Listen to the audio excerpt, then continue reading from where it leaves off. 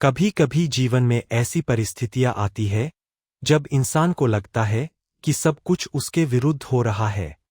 मेहनत करने के बाद भी परिणाम नहीं मिलता, अपने ही लोग समझ नहीं पाते, मन बार बार परेशान होता है और भविष्य को लेकर चिंता बनी रहती है। खासकर एक स्त्री अपने जीवन में बहुत सी जिम्मेदारियां निभाते हुए कई बार अपने मन की बात भीतर ही दबा लेती है। वह परिवार के लिए मुस्कुराती है, अपनों के लिए त्याग करती है और अपने दुखों को छिपाकर आगे बढ़ती रहती है। लेकिन आध्यात्मिक दृष्टि से देखा जाए तो जीवन में आने वाली हर कठिनाई केवल परेशानी नहीं होती। कई बार वही कठिनाइयां इंसान को भीतर से मजबूत बनाने, सही रास्ते की ओर ले जाने और ईश्वर के करीब आने का माध्यम बनती है। जब हम कहते हैं कि भगवान किसी स्त्री का हाथ थाम लेते हैं, तो इसका अर्थ यह नहीं कि उसके जीवन में फिर कभी कोई परेशानी नहीं आएगी। इसका अर्थ यह है कि उसके भीतर ऐसी शक्ति, धैर्य, विवेक और विश्वास जागने लगता है, जिसके सहारे वह कठिन परिस्थितियों को भी संभालने लगती है। भगवान की कृपा कई बार चमत्कार के रूप में नहीं, बल्कि हमारी सोच में परिवर्तन के रूप में दिखाई देती है। यही वे संकेत है जिन्हें समझना जरूरी है। पहला संकेत है मन में धीरे धीरे शांति का जन्म होना। जिस स्त्री के जीवन में बहुत समय से चिंता, बेचैनी और उलझन रही हो, उसके भीतर अचानक एक ऐसी शांति आने लगे जिसे वह किसी बाहरी कारण से समझ न पाए, तो यह उसके भीतर हो रहे सकारात्मक आध्यात्मिक परिवर्तन का संकेत हो सकता है। परिस्थितियां वही रहती है, लोग वही रहते हैं, जिम्मेदारियां भी वही रहती है, लेकिन उसके मन का नजरिया बदलने लगता है। पहले छोटी सी बात उसे कई दिनों तक परेशान करती थी, लेकिन अब वह सोचती है कि जो मेरे हाथ में है, मैं उसे ठीक करूंगी और जो मेरे नियंत्रण में नहीं है, उसे ईश्वर पर छोड़ दूंगी। यही विश्वास धीरे धीरे मन को हल्का करने लगता है। भगवान की कृपा का एक सुंदर रूप यह भी है कि इंसान हर बात का उत्तर बाहर ढूंढना बंद करके अपने भीतर देखना शुरू कर देता है। ऐसी स्त्री को महसूस होने लगता है कि हर समस्या का समाधान तुरंत मिलना जरूरी नहीं है। वह प्रतीक्षा करना सीखती है। वह समझती है कि समय हमेशा एक जैसा नहीं रहता। आज की कठिनाई कल की सीख बन सकती है। आज का अकेलापन कल आत्मनिर्भरता का कारण बन सकता। नंबर 2, जब किसी स्त्री के जीवन में ईश्वर के प्रति विश्वास गहरा होने लगता है, तो उसके भीतर कई ऐसे परिवर्तन आने लगते हैं जिन्हें बाहर से देखने वाला व्यक्ति शायद सामान्य समझे, लेकिन उस स्त्री को स्वयं महसूस होता है कि उसके भीतर कुछ बदल रहा है। वह पहले जैसी ही दिखाई देती है, वही जिम्मेदारियां निभाती है, वही घर परिवार संभालती है, लेकिन उसके सोचने का तरीका बदल जाता है। उसे हर बात का जवाब तुरंत चाहिए नहीं होता। वह हर रिश्ते को पकड़कर रखने की कोशिश नहीं करती।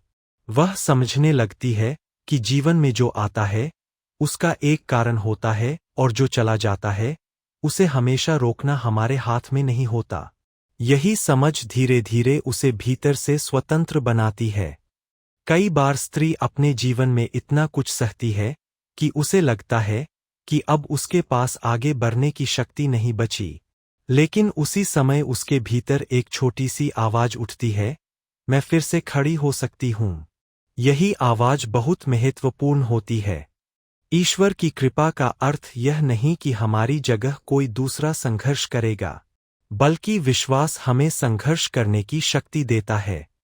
जिस दिन एक स्त्री यह समझ जाती है कि वह अपनी परिस्थितियों से बड़ी है, उसी दिन उसके भीतर एक नया साहस जन्म लेता है। ऐसी स्त्री धीरे धीरे अपनी भावनाओं को समझना सीखती है। पहले कोई कुछ कह देता था तो वह तुरंत दुखी हो जाती थी। किसी की नाराजगी उसे बेचैन कर देती थी। किसी के बदलते व्यवहार को देखकर वह घंटों सोचती रहती थी। लेकिन अब वह हर बात को अपने ऊपर लेना बंद कर देती है। वह समझती है कि हर व्यक्ति का व्यवहार उसकी अपनी सोच, परिस्थिति और स्वभाव से जुड़ा होता है। इसलिए हर किसी के व्यवहार का बोझ अपने सिर पर लेना जरूरी नहीं है। यहीं से उसके जीवन में मानसिक शांति का एक नया अध्याय शुरू होता है। वह अपने मन को बार बार यह समझाती है कि मुझे हर किसी को खुश करने की जरूरत नहीं है। मेरा काम ईमानदारी से अच्छा व्यवहार करना है। अगर कोई फिर भी मुझे गलत समझता है तो मैं उसे जबरदस्ती सही समझाने की कोशिश नहीं करूंगी। यह सोच अहंकार नहीं है, बल्कि आत्मसम्मान और मानसिक संतुलन की निशानी है। कभी कभी भगवान हमें ऐसी परिस्थितियों में रखते हैं जहां हमें अपनी वास्तविक शक्ति का पता चलता है। जब तक सब कुछ हमारे अनुसार चलता रहता है, तब तक हमें पता ही नहीं चलता कि हम कितना। नंबर 3, जीवन में कुछ ऐसे समय आते हैं जब इंसान को लगता है कि भगवान शायद उससे दूर हो गए हैं। प्रार्थना करने के बाद भी मन की इच्छा पूरी नहीं होती, मेहनत के बाद भी रास्ता आसान नहीं होता, जिन लोगों पर भरोसा किया था वे बदल जाते हैं, और कई बार ऐसी परिस्थितियां सामने आ जाती है जिनका कोई स्पष्ट उत्तर दिखाई नहीं देता। लेकिन आध्यात्मिक दृष्टि से हर कठिन समय ईश्वर की दूरी का संकेत नहीं होता। कई बार वही समय इंसान को भीतर से मजबूत करने और उसकी सोच को बदलने का अवसर देता है। एक स्त्री के जीवन में भी ऐसे दौर आते हैं जब उसे लगता है कि वह अकेली है, लेकिन उसी समय उसके भीतर धैर्य, विवेक और आत्मविश्वास का जन्म हो रहा होता है। कभी कभी भगवान हमारी परिस्थिति तुरंत नहीं बदलते, बल्कि हमें उस परिस्थिति को संभालने योग्य बनाते हैं। यह अंतर समझना बहुत जरूरी है। यदि कोई समस्या आज हमारे सामने है, तो जरूरी नहीं कि उसका समाधान उसी दिन मिल जाए। कुछ चीजों को समय चाहिए, कुछ रिश्तों को समझने के लिए अनुभव चाहिए, कुछ निर्णयों की सच्चाई समय के साथ सामने आती है। इसलिए जब जीवन में कोई कठिन दौर आए, तो तुरंत निराश होकर यह मत सोचिए कि सब कुछ खत्म हो गया। हो सकता है कि यह समय आपको उस व्यक्ति में बदल रहा हो जो आने वाले समय की जिम्मेदारियों को संभाल सके। ऐसी स्त्री का एक बड़ा परिवर्तन यह होता है कि वह अपनी भावनाओं की गुलाम नहीं रहती। दुख आता है तो वह दुख को स्वीकार करती है, लेकिन उसमें हमेशा के लिए डूबती नहीं। गुस्सा आता है तो वह तुरंत प्रतिक्रिया देने के बजाय कुछ समय रुकना सीखती है।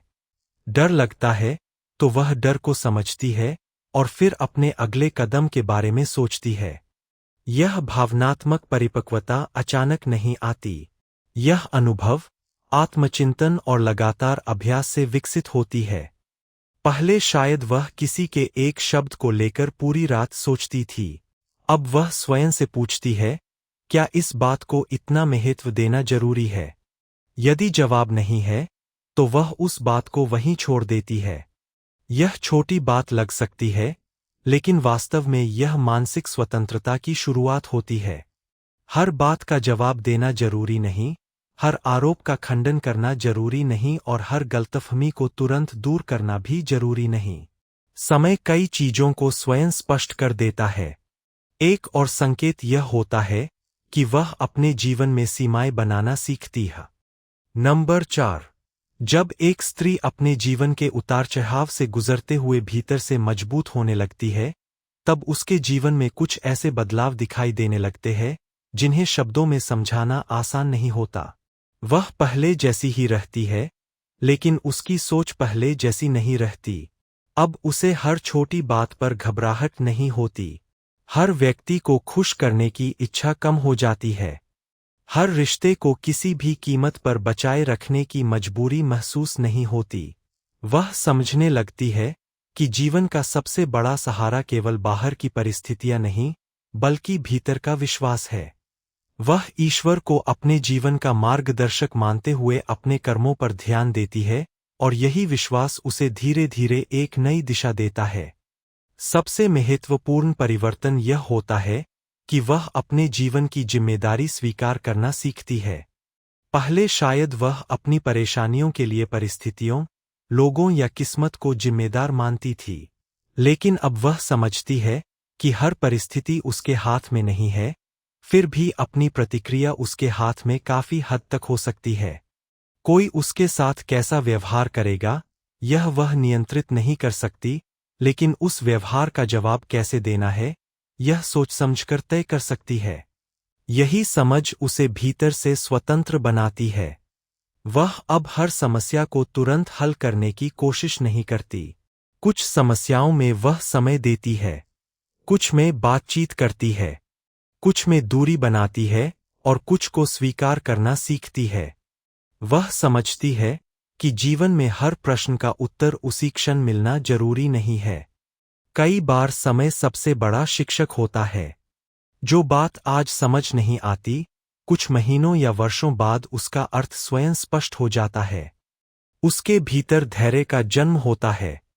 धैर्य का अर्थ केवल चुपचाप इंतजार करना नहीं है। धैर्य का अर्थ है इंतजार करते हुए भी सही कर्म करते रहना। वह अपनी मेहनत जारी रखती है, लेकिन परिणाम को लेकर हर पल बेचैन नहीं रहती। यदि कोई लक्ष्य तुरंत पूरा नहीं हुआ तो वह अपने प्रयासों की समीक्षा करती है और फिर आगे बढ़ती है। असफलता को अपनी पहचान नहीं बनने देती। यही वह अवस्था है जहां एक स्त्री दूसरों की बातों से कम और अपनी अंतरात्मा की आवाज से अधिक प्रभावित होती है। इसका अर्थ यह नहीं कि वह किसी की सलाह नहीं सुनती, बल्कि वह अच्छी सलाह को सम्मान देती है, लेकिन अंतिम निर्णय